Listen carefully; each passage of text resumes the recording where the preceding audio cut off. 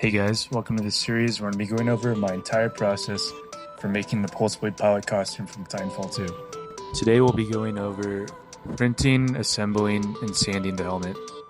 So for this project, I'm once again going to be using files from Tidal Wave Designs. I've used these files for my ODST costume, and they're super high quality. All the attachments and accessories come separate, which makes printing a lot easier and cleanup a lot easier. And it also comes with things like the visor for 3D printing or vacuum forming, which is just super handy. So after I purchased the files, I imported them into Blender. This lets me make some modifications such as cutting holes for the LEDs to shine through, and I can saw acrylic there. And I also cut some holes for wires so they can go between the inside and the outside of the helmet without having a huge gap. After that, I bring the files into a program called ArmorSmith. This lets me make a mannequin with my exact dimensions, proportions. After that, I can attach the files to my mannequin and then scale them so they're exactly the right size for my body. Right now, the helmet's scaled to about 94% uniformly. I would usually do a non-uniform scale, but since this helmet has so many attachments, it's just much easier and faster to keep it uniform. Now I can finally bring it into my slicer. It's a little bit too big to print in one piece, so I'm cutting it into 4 pieces to print separately. I'm printing in PETG because its melting point is higher than PLA, just for that added insurance for hot days in the summer. I'm printing it with 4 walls and 10% gyroed infill just to make sure that it's super strong in all directions.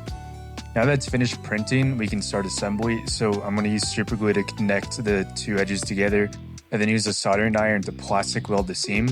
This fuses the 2 pieces together at a molecular level, leading to a super strong connection. Here I'm using the soldering iron to carve out a slot for this metal ring, which I honestly should have done in Blender, but I completely forgot. I add this ring to all my helmets because it lets me clip it to my belt. That way I can walk around when I don't want to wear it and still have my hands free. Now I'm going to brush on some wood filler that's thinned down with acetone. This fills in the layer lines in the seams, which kind of helps reduce the time I have to spend sanding. I start with 80 grit sandpaper to kind of do the bulk of the work and really help get those layer lines down.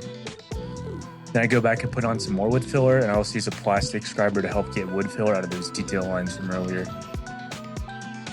Now I'm using 220 to 320 grit sandpaper for these finer lines. Before I used 120 on my ODST helmet, and that kind of caused some issues with the wood fill and the seams, so I'm going for a finer grit this time. After sanding, I spray on some Rust-Oleum automotive filler. This helps fill gaps in our lines even more, and also helps me find spots where potentially I might have missed sanding because of not being able to see the height difference. And from here I go back and forth between sanding and adding new primer until I'm satisfied.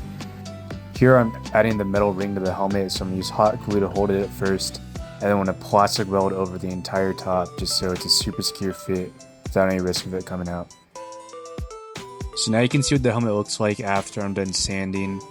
It's not perfect in every area, but it's pretty close, and I think I got rid of most of the major seam lines, so I'm pretty satisfied with it overall.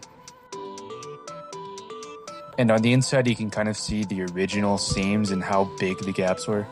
But anyways, now the helmet's fully primed and ready to be painted, so stay tuned for the next episode when we go and paint the helmet.